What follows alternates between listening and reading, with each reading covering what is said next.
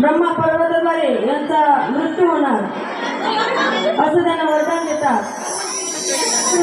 पार्वतीची सुंदरता नारदजी कथन करतात। शिवांचं ते वर्णन ऐकून तिला मिळवण्यासाठी या द्विधर आणि उत्पल यांनी युद्ध केलं।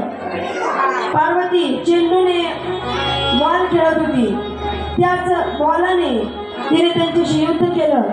हा बॉल जिथं जिथं पडत गेला तिथे तिथे टेकडी निर्माण झाली।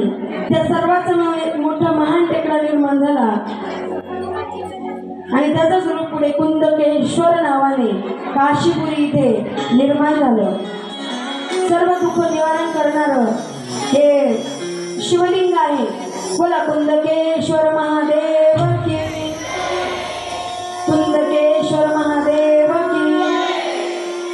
या कुंदकेश्वर महादेवाला जर रोगराईचा माणूस असेल तर त्याला काही त्याच्या नावाने अर्पण करून ती वस्तू जर खायला दिली तर म्हणतात की त्या माणसाचा तो आजार दूर होतो। आता लक्ष द्या, उद्या आपल्याला पार्थिव शिवलिंग पूजन करायचे। स्पष्ट आणि सरळ लक्ष देऊन ऐका, तेव्हा समजेल। तुम्ही तुमचा गोंधळ करू नका। एखाद्याला व्हिडिओ करून घ्यायचा तरी घेऊ शकता, म्हणजे तुमच्या लक्षात राहील तो, किंवा सेव्ह करून घ्या आवाज। सगळ्यात पहिले चांगल्या ठिकाणावरची माती घ्या। चांगलं ठिकाण म्हणजे तिथे जिथं कुठे अशुद्धी पसरत नाही अशा ठिकाणावरची माती घ्या। त्या मातीवर गोमूत्र, दूध, गंगाजल, बेलपत्र, पिंपळ ज्यातलं जे उपलब्ध होईल त्यानं त्याची शुद्धी करा। ब्रह्ममुहूर्तावर सकाळी आंघोळ करून एक कलशभर पाणी घ्या तांब्याचा, त्याच्यावर एक प्लेट मांडा, त्याच्यात एक तांदूळ ठेवा आणि तो कलश तुमच्या घरामध्ये तुमच्या पिण्याच्या पाण्याच्या माठाजवळ फिल्टर जवळ ठेवा। कारण तुमच्या किचनमध्ये स्वयंपाकघरामध्ये एक तर पितरांचा वास असतो, दुसरा अन्नपूर्णेचा वास असतो आणि तिसरा लक्ष्मीचा वास असतो। त्या कलशाच्या पाण्याने शिवलिंग बनवत असताना तेच पाणी वापरा। शक्य तेवढं घरामध्ये एक माठ ठेवत जा, भरून ठेवा। माठ ठेवल्यामुळं पितरांचा दोष लागत नाही। पण आता मॉडेल झालं, बाकी तुमचं तुम्ही स्वतः विचार करा। 24 तासातून एकदा 33 कोटी देवता आपल्या स्वयंपाकघरात येतात म्हणतात, त्यामुळे स्वयंपाकघर स्वच्छ ठेवत जा। शिवलिंग निर्माण करताना एक मोठं ताट घ्या, त्याच्यामध्ये खाली बेलपत्र ठेवा। बेलपत्रावर तुम्ही निर्माण केलेलं शिवलिंग ठेवा। शिवलिंग निर्माण करताना सगळ्यात शेवटी शिवलिंग निर्माण करा। अगोदर सगळा शिवाचा भाग निर्माण करा, त्याच्यामध्ये शिवाचा सगळं परिवार राहतो। अशोक सुंदरी, गणेश, कार्तिकेय, माता पार्वती आणि जय अविशरा, शामलीबाली, दोतेली, देव या 5 कन्या आणि शिवजी।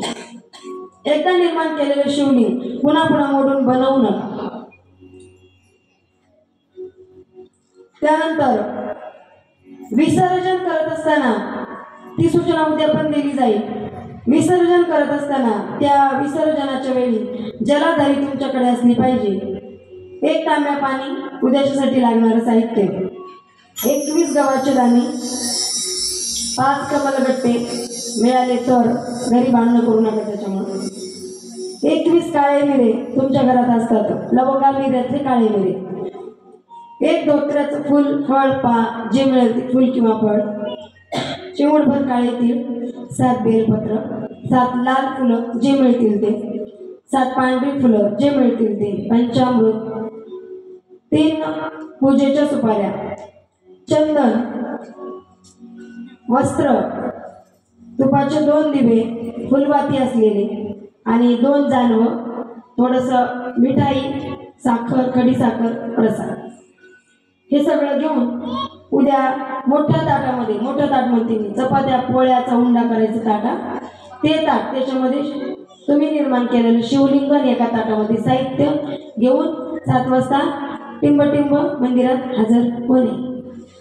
कामेश्वर। ओके, 365 दिवस आपण शिवाची पूजा करू शकतो, पण विसर्जनाची संधी उद्या आहे, तप करण्याची संधी उद्या आहे। सूर्यास्तापूर्वी विसर्जन एरवी करावा, उद्या कधीही चालतं। श्रावणात शिवलिंग निर्माण करतात। प्रसन्नता, 7 बेलपत्र शक्य तेवढे मिळवा। नाही मिळाली तर भांडणं करू नका, असं विद्येश्वर संहितेमध्ये लिहिलेलं आहे. आरतीचे यजमान.